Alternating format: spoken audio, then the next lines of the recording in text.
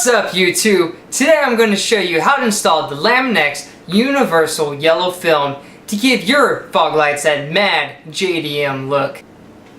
Have you ever asked yourself, how do I make my car look like a race car, but without spending hardly any money? Well, if so, then this is the mod for you. Without further ado, are you ready, Freddy? Then let's get this party started. The things you will need for this mod include a piece of paper, a heat gun, a flathead and Phillips head screwdriver, Sharpie, something sharp to cut with, a squeegee, a spray bottle with water, and of course your Lamin-x protective film. Now when I did buy the film, it did include the spray bottle, squeegee, and a box cutter, so you did get a little starter kit with it. Now let's go ahead and remove the old fog lights and get started. For this demonstration I'll be using my 2013 Honda Fit. If you have a different car, you're probably going to want to look ahead of time on how to remove your own fog lights, but when it comes to actually installing the Lamin-x, it'll be the same process no matter what kind of car you have. First thing I had to do is remove this little cover. Found it easy to do with a flathead screwdriver. Next, you just undo the screw, the Phillips head. After that, you just have to kind of unsnap it and pull it out and simply unconnect the wire harness there. And there you go, you have a removed fog light.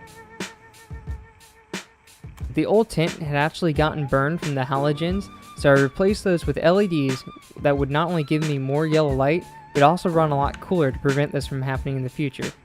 So the last thing I needed to do was remove these 3 screws so I could remove this outer shroud and actually get to the lens to remove and apply the new tint. Now that we have simple access to the film, we're just going to head and simply peel off the old one. Now as you can see where it was burnt real bad, it did leave a little bit of a residue, but that's no problem. That's something we can simply remove with just a little bit of water and the squeegee.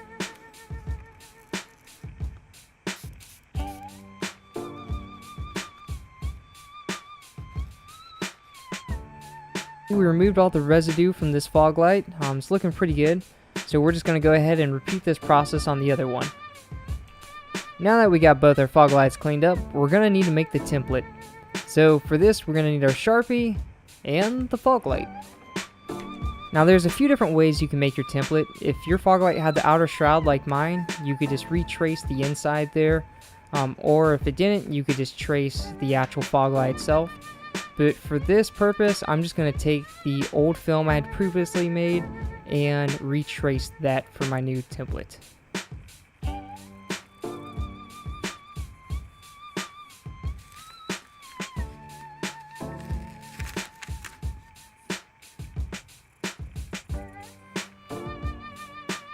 One thing I would recommend when transferring over your paper templates to the film is to do on the back side so that no Sharpie shows on the tint itself, which could affect your final product. Before I apply the protective film, I just want to spray it down one more time with some water and wiping it with a microfiber towel to get it nice and clean. As you can see too, I have a big crack in this fog light. I had actually ordered this film to prevent that from happening, but I managed to get my fog light broken the day before it arrived. The good news is installing this will help seal and prevent that from cracking more. So not only will it make you JDM as hell, but it will actually add some protective benefits to your fog light housing. Now that we got the lens all cleaned up, we just want to do one more test fit to make sure that our template is going to cover almost all the fog light. You don't want to cover the entire surface area of the lens, because what that's going to do is trap heat under the film, and then it's going to cause your film to burn, and depending on how hot your lights are, it could melt your actual housing. And I don't know about your car, but it's a couple $100 for each one of these housings on mine, so that's something you definitely want to avoid. So the next step we're going to do is we're just going to peel back a little bit of the backing.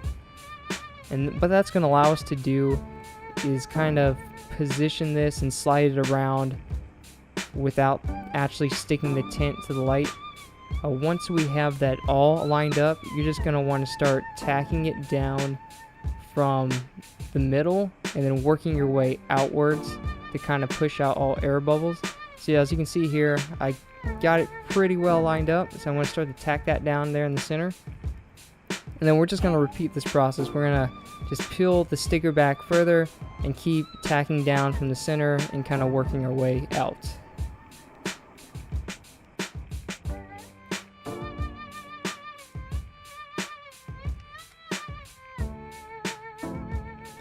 Now I'm just going to hit it with some water, and that's going to help your squeegee glide a little easier and prevent you from scratching up your film. And that's looking pretty good. Let's do the other one. Now I did get a couple air bubbles on the fog light that had the crack in it. That's no big deal. Those will actually work themselves out once I run them a while and they kind of heat up. But yeah, I'm going to go ahead and get this all put back together and show you guys the final product.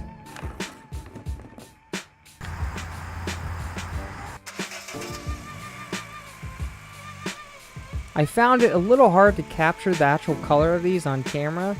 I try to lower the exposure there so you can kind of see that these are a nice, beautiful golden yellow. Even at night, you can see it's kind of showing a greenish tint, but that's not there. Like I said, it's just a beautiful JDM yellow. So for a simple mod that can be done in about half an hour, and for under 15 bucks, I'd say if you want that mad JDM look on the budget, this is the way to go.